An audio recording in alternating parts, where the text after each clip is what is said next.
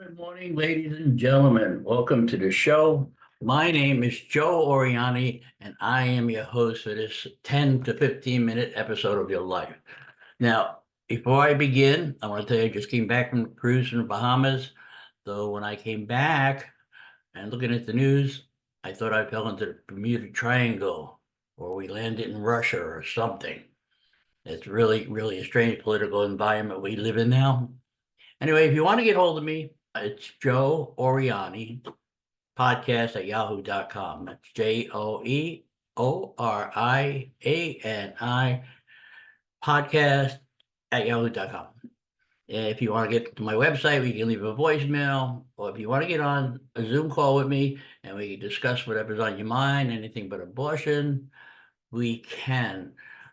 We can go to www.truthchat.fun. And I will get back to you, I promise. Now, if you know anybody who is looking to share their feelings, please let me know. Like I said, I'm game for anything. All right, so let me tell you about the cruise first. We went to Nassau, it was Royal Caribbean. We had a stateroom. Bathrooms are always small. The staff was absolutely terrific. Went to Nassau, I didn't get off the ship. Went to Bimini, Bahamas. I love that water. It is so crystal clear, it feels so good. Then we wound up going to Key West, and Key West was nice. And we went to their island, they had a nice beach. It was fun. As far as the cruise goes, I didn't win the bingo, didn't win the casino. However, I did win by being picked to do an Elvis impersonation with his hips moving. And I have to tell you, that's lots and lots and lots of fun. But that's just me. Everybody applauded, everybody laughed, we all had a good time. The dining room staff, I had them laughing so hard that every night was a blessing. I like to do that. I like to get people to laugh because if you're not laughing, you're not living. Remember that. Anyway, let's talk about. Oh, by the way, before I get to that, I met some people who may or may not be listening to this today. But if you do and you are and you enjoy it, please tell 10 more people you know so I can keep going. You can go to my YouTube page, just type in my name and put podcast, it'll show up. And every podcast I did is on my website. So anyway, I met some people and most of them were conservative, surprised me. I think the one young lady said to me, she was in the army, she said she's not voting for Trump and she's not voting for Harris, but she didn't like the way he treated women. But I'm sorry, he's the one that got caught. And nobody is actually ever saying it's true. I mean, you got that person, hooker, no, a porn star, sorry. You got that porn star who says she had sex with Donald and she denied it. Then she went again and said he did just to get some money. It's the way it works. As a matter of fact, she's paying him back lots of money, millions of dollars for that sentence. But that's just politics. So let's talk about politics of the day. Let's talk about Venezuela. Venezuela is still having trouble. The protesters are still protesting. There's an unfair election. The results were hidden, and the dictator remains in power.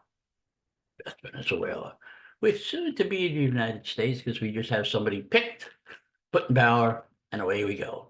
And the media, the fourth estate, is just buying all this. Well, how would I put it? They're drooling at the mouth. They have the great Messiah in Kamala. And sooner or later, we're going to wind up like Venezuela. It's a sit, or Russia for that matter. And speaking of Russia, they're having a few problems in Ukraine. I understand that the Ukrainians have moved in the Russian area, and Russia's not happy about it. But you know what? You started it, dumbass. Mr. Putin should be removed from power, and hopefully nobody worse gets in. Now you got trouble in Ukraine, you got trouble in Taiwan, China has a big X on that one. You get Joe Biden walking around with his dementia, he has no energy. He got screwed by Nancy Pelosi, who, by the way, says, "Oh, he's the greatest president ever, and we're gonna put him on Mount Rushmore." Nancy, stop drinking the damn wine. Backstabbing bitch. Anyway, sorry. I get carried away sometimes because I am so afraid for this country. I'm so afraid of the way things are going, what's going to happen. Now, with that being said, Kamala hasn't given an interview to anybody. So let's talk about some of the things she wants to do. First of all, the grocery prices.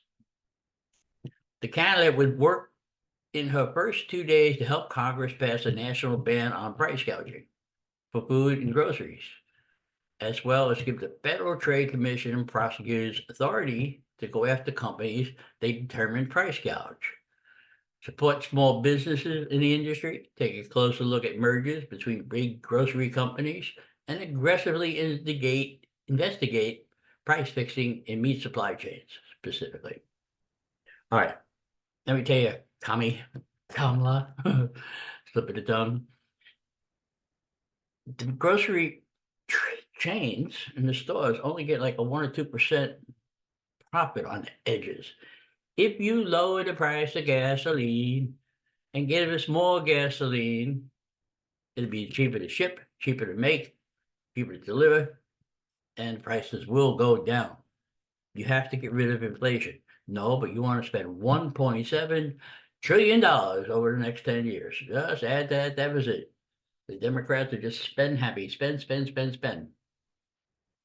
Now she wants to provide $25,000 in down payment assistance for first-time home buyers, and is calling for the creation of 3 million new housing units within the next 4 years. Proposing a tax credit for developers who build starter homes and investing $40 million in innovation fund to tackle housing crisis. That $25,000 is going to increase the price of a house by $25,000. I don't know what she thinks she's doing. The thought is admirable. Some of the things that she said, the thoughts are admirable, but she's going to go totally screw up this economy. Last time they had in Russia, they started doing that price thing and setting prices for everything. And then they had food lines, and then they had no food. Is this what we want? Is this what you people want? Remember, this is not the Democratic Party of old. This is now a socialist party, and we need to get rid of it. We should have a third party, a real third party, not none of this pussyfooting around. And she wants to expand the tax credit for housing developers to build affordable housing rental units. And it's calling on Congress to pass legislation that would stop predatory investors who buy up rental homes and collude with each other to raise rental prices. Now, that's not true. When the investor buys a house, they usually flip them. They don't go to the person next door and say, "Well, how much are you selling your house for? And let's all keep the same price." I don't know who's writing all this stuff for her, but yeah, they're making good money and we're paying it. Okay, she has a child tax credit of $3,600 per child. That's all fine and well. Taxes. She also wants to expand the earned income tax credit for workers in low-income jobs that would cut taxes up to $1,250. And she would continue Joe Biden's promise not to raise taxes on American households earning $400,000 or less annually, and does support raising taxes on high earners and corporations. Once again, basic math, basic common sense will tell you this. I had a corporation. Anything I had to pay extra, I charged the customer. Corporation does not pay taxes. They just hold them for a while. So I don't understand where she went to school. I know she's a prosecutor, she's smart, blah, blah, blah, blah. Yeah, okay. Good for her. But one thing she doesn't have, she may have intelligence, she doesn't have common sense. I mean, seriously, Joe Biden raised taxes on all of us. It's different types of taxes. And no ticks on taps. She endorsed a plan to get rid of tax for tips for hospitality and service workers, echoing a proposal by President Trump, which was criticized by some experts. Although throughout the campaign, let me rephrase that, which has been criticized by experts. Though a campaign official told CNN tips would be subject to payroll taxes. So that's not no tax on tips. Would include an income limit and guardrails to prevent people like hedge fund managers from taking advantage of the policy. Now here we are, the rich get richer, the poor get poorer. And she wants to propose a $35 cap on insulin and prescription drugs at $2,000 per year. Healthcare. I don't care what she says. She wants healthcare for everybody, including illegals. She wants to also have minimum wage, but she won't say how much she wants to raise it to. Look at California. Half the places are closed. They can't afford to pay $20 an hour, and then they want more. The price of hamburgers, God knows what. Imagine getting $20 for just flipping a hamburger. Oh man, wish I'd had that when I was younger. But I probably couldn't afford to eat. And let's talk about illegals for a minute. I have nothing against legal immigration. You come here legally, great. I know it costs money, but you cross that border illegally, breaking our laws as you enter, you don't deserve jack crap. You deserve nothing. They get free health care, they get free housing, they get free money, free trips around the country. And then a lot of them, not all of them, but a lot of them, especially in New York, from Venezuela, committing lots of crimes, murders, stabbings, shootings. And they don't get deported. In New York, they just kind of stay there. So I fail to see what exactly she wants to do.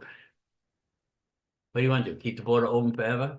Why don't we just ask China and Russia to come on in, bring all the people in, or South Africa or Venezuela? I mean, bad enough we got their criminals. So, why even do that?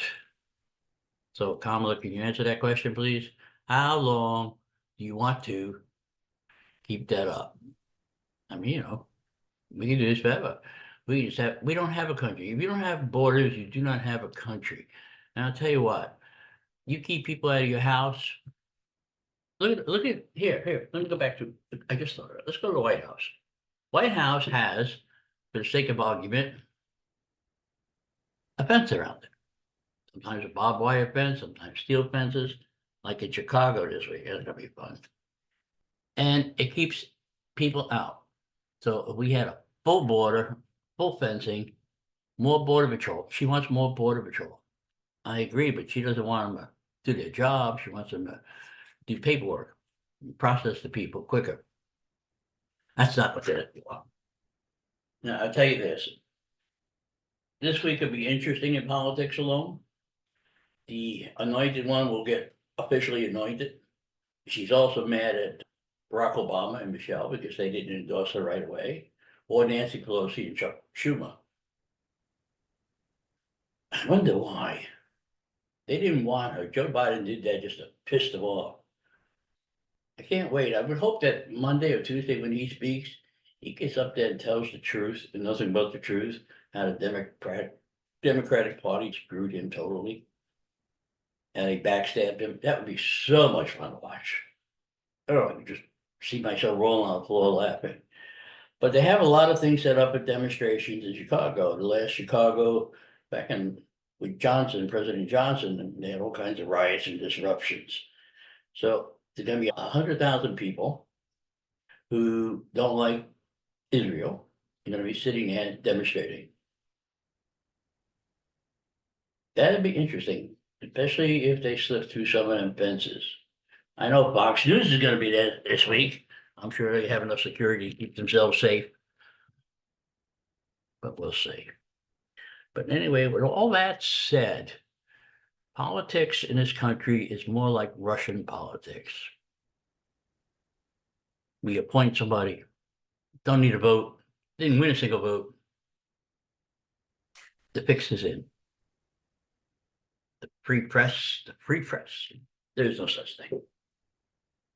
They cater to the political elite.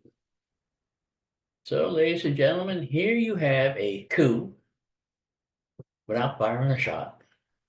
We were always warned to watch from the enemies within, and here we have it. Now, if you're a Democrat, that doesn't mean you're part of all this BS, but you should know what your party turned into. You should not, under any circumstances, do anything with them. Mr. Morgan, the lawyer down here, usually gives $1 million to the Democrats, millions of dollars. He said the other day he would not give him any money because he doesn't like the way she was just anointed. So I don't know who the hell he's gonna vote for. He may vote for her, but he ain't giving no money. So anyway, with all that said, just remember, please contact me at Joe Oriani podcast at yahoo.com, going on YouTube, Instagram, TikTok, or my website, www.truthchat.fun, and leave me a message and let me know what you have to say. Anything but abortion. If you disagree with me, or even agree with me, you mind tell me why you agree with me and what you think and how you feel about what's going on in this world. Because this world is not what it used to be. We can go back to 1938 Russia and pretend with them. Because that's what we are. So do remember, as sad as it is, if you're not laughing, you're not living. So everybody have a good day, and I will see you next week. Before I go, I do want to say thank you to Canada for giving me the most clicks this week. I appreciate it. Keep spreading the word. The United States is in second, and there's some countries trying to catch up. So please tell 10 people you know, and they can tell 10 more. Thank you. Have fun.